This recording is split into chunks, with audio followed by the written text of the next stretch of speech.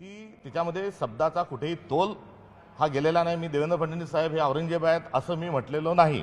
त्यांनी तशीच वेशभूषा करावी, तशीच दाढी लावावी आणि ते आहे तर त्यांचा असं आहे असं कोणतंही विधान मी करणार नाही आणि केलेलं नाही। त्यामुळे मी व्यक्तिगत कोणतीही टीका ही त्यांच्यावर केलेली नाही। राज्यकारभारावर टीका करणं हा आमचा अधिकार आहे आणि करत असणारी टीका ही काही अतिशयोक्तीपूर्ण स्वरूपाची नाही ज्या महाराष्ट्रात घटना घडतात आहे। भाजपचे जे प्रांताध्यक्ष आहेत त्या भाजपच्या प्रांताध्यक्षांनी काय सांगितलं की अशा केलेल्या वक्तव्यामुळे महाराष्ट्राच्या अस्मितेला ठेच पोचली। जेव्हा संतोष देशमुखांची हत्या क्रूर पद्धतीने होते तेव्हा महाराष्ट्राच्या अस्मितेला धक्का लागत नाही। जेव्हा स्वारगेटमध्ये एका महिलेवर बलात्कार होतो तेव्हा महाराष्ट्राच्या अस्मितेला धक्का लागत नाही।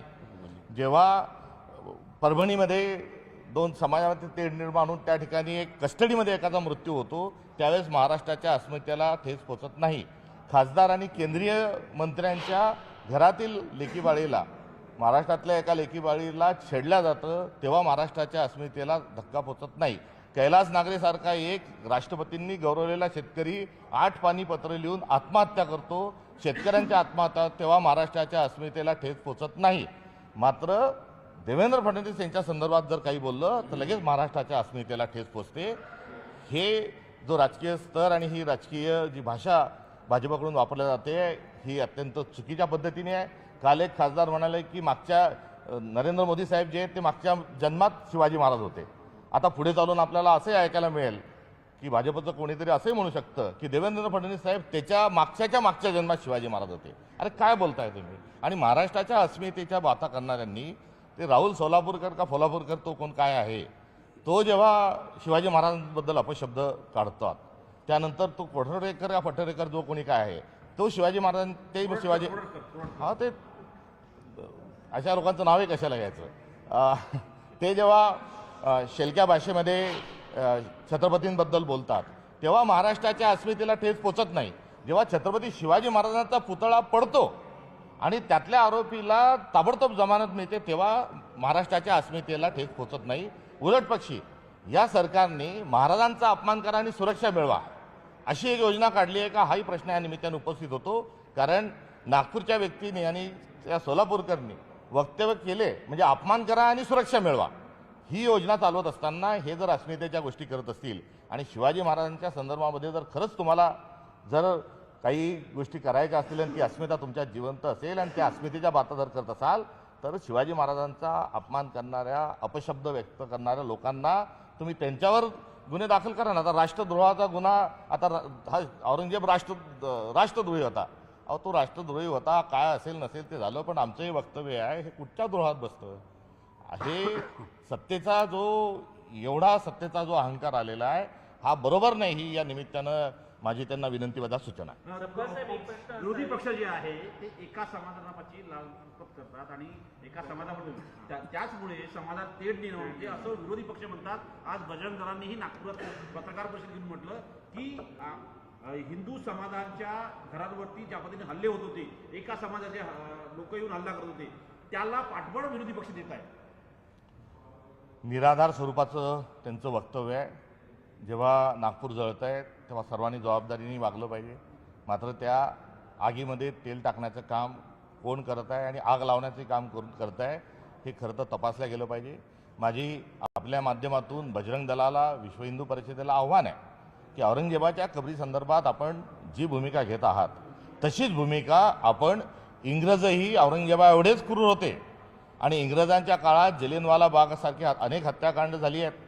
भगतसिंग, राजगुरू, सुखदेव यांच्यासारख्या अनेकांना फाशी दिल्या गेलेली आहे आणि असं जे जुलमी सरकार इंग्रजांचं होतं त्या इंग्रजांना मदत करणारे आणि इंग्रजांचे हस्तक असणारे आणि इंग्रजांकडून पेन्शन घेणारे जे काही त्या क्रूर सरकारला मदत करणारे देशाच्या स्वातंत्र्य लढ्याच्या विरोधात असणारे देशाला स्वातंत्र्य मिळता कामा नये हे भूमिका घेणाऱ्यांचेही काही कबरी, पुतळे आणि समाध्या या महाराष्ट्रात आणि भारतात आहे त्या तोडून टाकण्याकरता विश्व हिंदू परिषद आणि बजरंग दल भूमिका घेणार आहे का हे माझं आपल्या माध्यमातून या दोन्ही संघटनांना आव्हान आहे। एक प्रकारे ज्या पद्धतीने आज विधानसभेमध्ये देवेंद्र फडणवीस यांनी आवाहन केलंय की शांतता राहावी, पण महत्त्वाचं म्हणजे ही घटना घडण्याच्या पूर्वी गुप्त माहिती त्यांच्याकडे असेल, त्यांच्याकडे इंटेलिजन्स डिपार्टमेंट असतं, तेच त्याच खात्याचे मंत्री आहे, त्यांचे मुख्यमंत्री आहे, त्यांना साधी अशी घटना होऊ शकते ही साधी माहिती देखील मिळाली नाही का?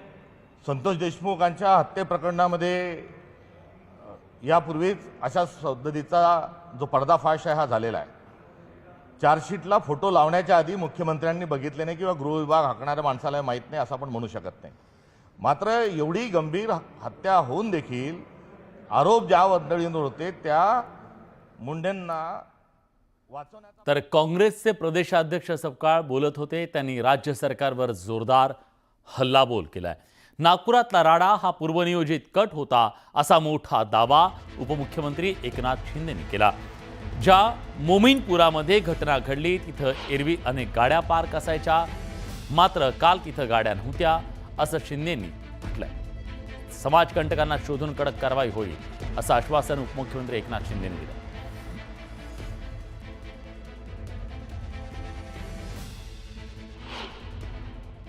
संध्याकाळी जो झालेला हल्ला आहे, 3 DCP लेवलचे अधिकारी जर जखमी होतात, दगडफेक होतीये, कुऱ्हाडीने हल्ला होतोय, एका विशिष्ट ठिकाणी 100-150 बाईक दररोज पार्क व्हायच्या, काल तिथे एकही गाडी पार्क नव्हती. याचा अर्थ काय की जाणीवपूर्वक नियोजनपूर्वक ही साजिश होती काही विशिष्ट समुदायाला टार्गेट करण्याची.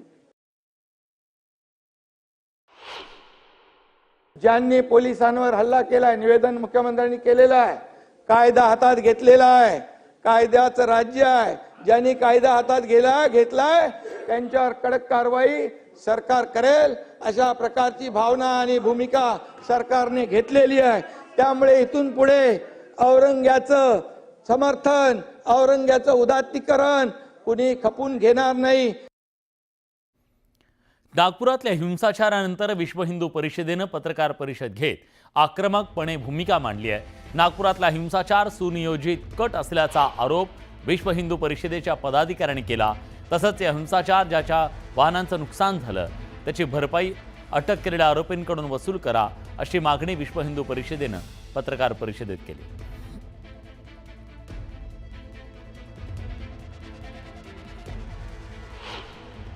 कल जिन जिन जिहादियों ने जो औरंगजेब को अपना आदर्श मानते हैं, उन लोगों ने जो कल अत्याचार किए शहर में, जो तोड़ फोड़ की है, जो आग जली की है, ये सब एक प्लानिंग का हिस्सा है. और उन्होंने ये सब पूरा प्लानिंग करके सब काम किया है. जिन जिन लोगों पे FIR हो रही है, जिन जो इस पे कल के घटना में सम्मिलित थे, उन सब के घरों का नष्ट किया जाए.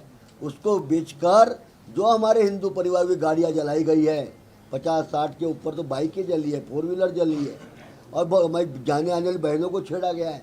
ऐसा जितना भी हमारा नुकसान हुआ है मैंने हिंदू समाज का, उसकी भरपाई की जाए. यासोबत बुलेटिनमध्ये एक छोटासा ब्रेक घेतोय. ब्रेक नंतर लगेच परत येतोय. कुठे जाऊ नका, पहा फक्त न्यूज 18.